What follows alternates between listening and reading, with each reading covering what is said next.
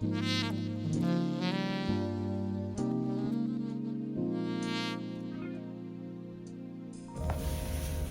guys, this is Tisha. Welcome back to my channel. I wanted to do a sit down video with you guys and talk about gift ideas for your teens and tweens. If you hadn't already started purchasing, I know it is late in the game and it's like December the 12th when this video comes out, but trust me, if you hadn't already bought anything and you're looking for ideas, this is probably the place that you need to be, because I'm going to give you some ideas of what your teens and tweens may want or will pretty much enjoy for Christmas this year. Now, if you don't already know, I have a 13-year-old and a 12-year-old girl, and I have an 11-year-old boy. Now, my older children are really into money. Hold on, let me place this order. Hey guys, I'm back. If you have followed me for some time, I've been doing these videos for about 3 years, and I think I did one video about what to buy your wife for Christmas, and then I did another video about what to buy your children for Christmas, and honestly, it hasn't changed. So, here's my gifting guide to parents. I already talked to you guys in the last video about replenishing for the needs of your children around Christmas, but my children were in the car, so I really didn't get to really discuss what replenishing really meant, but that was like coats, sweaters, shoes, things like that. So I always tend to get them something that they need, something that they want, something that they can read, and something that they could play with possibly.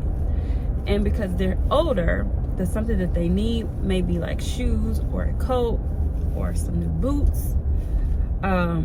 Something that they want could be like a new cell phone or a new tablet, because the girls have to have Chromebooks for school, and something that they can play with, and that play with could be the phone or the tablet too. So don't stress yourself out if you can't get the 4 things. Like, there is a chance for 2 in 1, and something they can read. Now, one year we did Bibles, another year I think we did scrapbooks, which is not something that you can read, but potentially once they get done, they could read them. Currently, my children are in homeschool, and I feel like that's an experience that they should commemorate and that they can look back on, because this is a unique experience for them, whether they know it or not. It is quite unique to have the classes the way that they have, and just the friends that they have, and who knows that when they finally go to high school, will they be able to see these children anymore. So that is important for me to do that.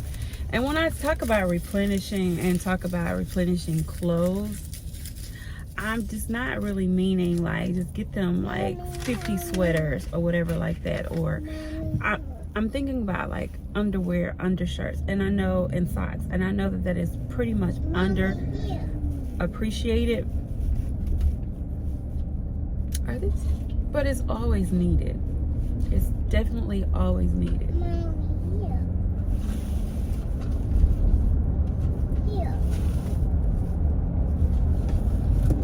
So it's definitely always needed, and it's something that if you are a mom and you already know, socks leave the house and you never know where they go. I had purchased 6 pair of compression socks for myself, not for the girls, just myself, because if you wear ankle socks, and you know how you get to a certain age, your ankles do when you wear the footy socks. So when I found the compression socks, I was like, yes, this is perfect.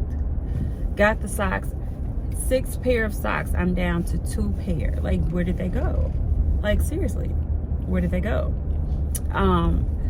So those types of things should be replenished around Christmas time. And guess when you do it again, you typically do it around school time. So 2 times a year, they're getting something that they really, really need. And then it's going to take away from the overspending that you do in the process, because sometimes we really do as parents. I've been there. Stress yourself out on purchasing gifts for your children because you want them to be happy. You get a satisfaction seeing your children open gifts, knowing that this is everything that they desire. And then the next day or the next week, as they're going back to school, you end up having to purchase things that they didn't get for Christmas.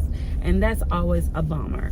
I have learned, especially having 3 kids around the same age, to make sure that I include that into my Christmas list, because God forbid that I have to go and buy everything 3 times. And if y'all have ever watched me, or if I've ever talked about shopping for children, I always try to buy their clothes in season. So I just bought her monthly stipend of clothes, and that just means like t-shirts and jeans, sweaters, dresses. And I try to do each child like that once every either 2 weeks, once every 3 weeks, so that I can just get the seasons.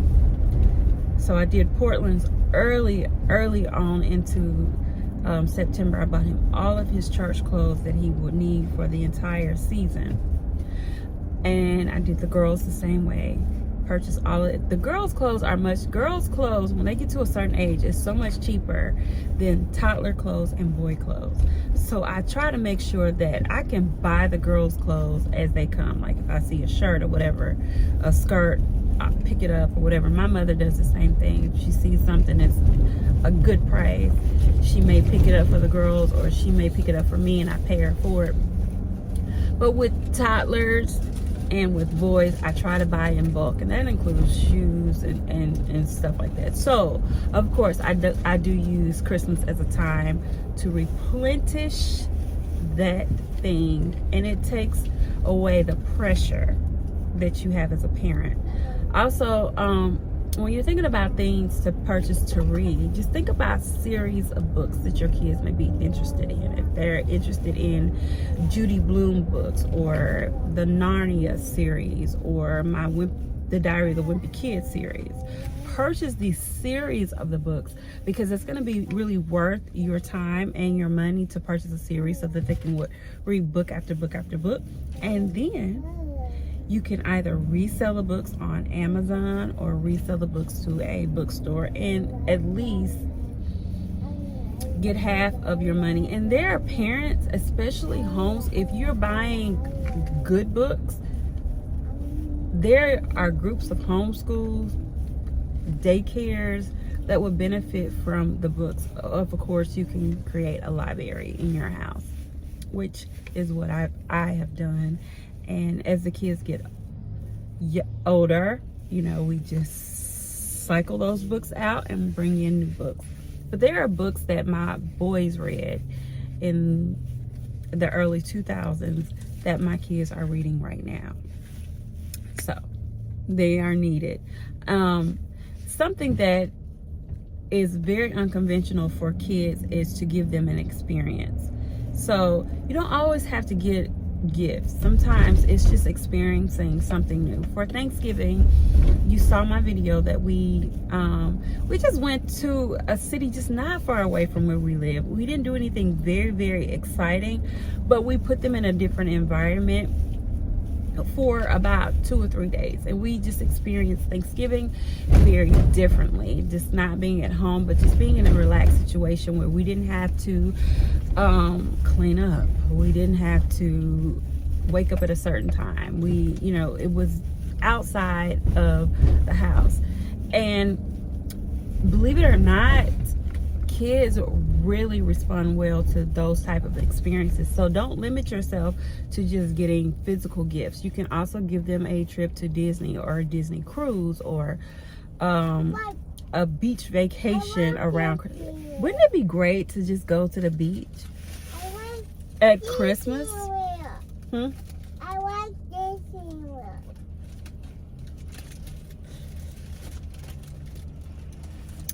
That's a milkshake. So think about those things. Now, let's talk about moms, things that moms would want for Christmas. And if you are like me, You have everything that you want. The only thing that you could possibly say that you want is maybe $1 million or infinite vacations or things like that. But things that money can buy and things that are easily tangible for your children to get. I always think that perfume is great gifts to give for Christmas, because around Christmas time it never fails. So inside the car, outside the car, she's gonna talk. Perfume is always a great gift to give to your mother or to me for Christmas, because chances are the perfumes are cheaper around Christmas, and you can typically find deals either 2 weeks after Black Friday or just a week before Christmas. So if you're willing to brave the crowds to get out to purchase these things, but you can also do it online and have curbside. So perfume is a great gift to give. And the best places to get perfume are the department stores. And I know we like to shop at Sephora and Ulta, but to me, those places are higher. And a lot of our department stores have stopped carrying some of the perfumes, especially some of my favorite perfumes. So you could order them online too, because they're online, and then get them shipped to the store so that it could be a quicker ship. Or you could check out your local Walgreens, because Walgreens have the deals when it comes down to purchasing perfumes. Believe it or not.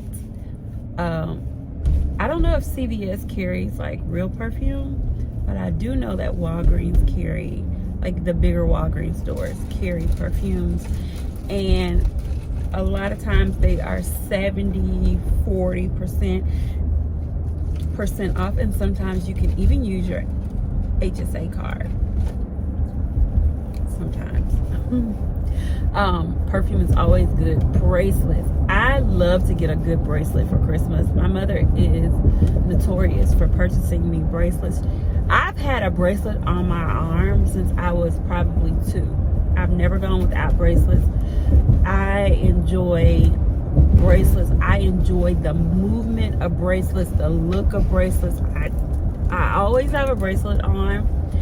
And the great thing about it is, if I get a bracelet for like Christmas, I'm always going to remember, yeah, I got this bracelet for Christmas 2005. I got this bracelet from Christmas for whatever. I'm always looking for a good bracelet, a good one. And it could be a beaded bracelet. It can be a cuff. It doesn't have to be expensive, but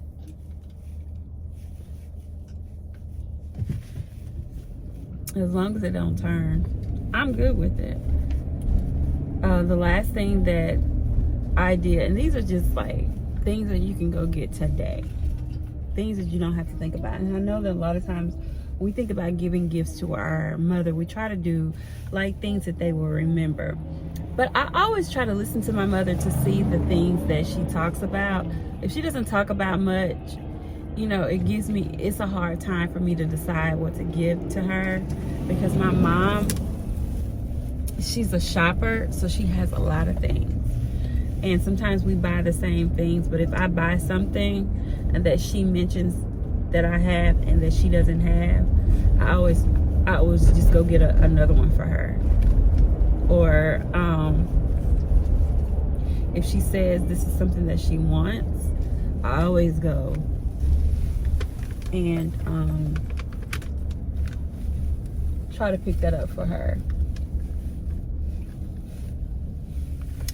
So I hope that this guide helps you. Oh, so yeah, let me get back to it, because sometimes my little ADD gets in the way of me finishing these videos. But a lot of times we do try to get things to commemorate the year, but I don't want that. Like, I don't want 6 birthstones, which I probably wouldn't have 6. I probably would have 4, because I got 2 in March, 2 in May, 1 in June, and 1 in July. So that's I don't want 4 birthstones. I'm sure my mom doesn't want 3 on my necklace, but it's cute. It's cute.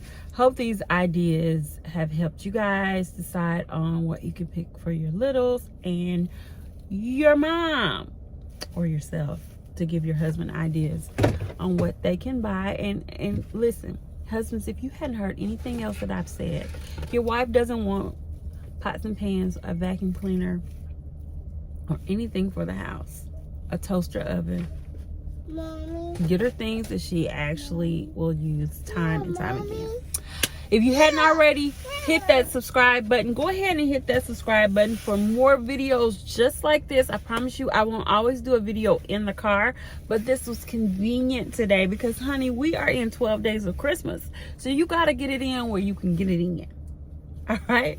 I'll see you guys on... Today is Thursday. I'll see you guys on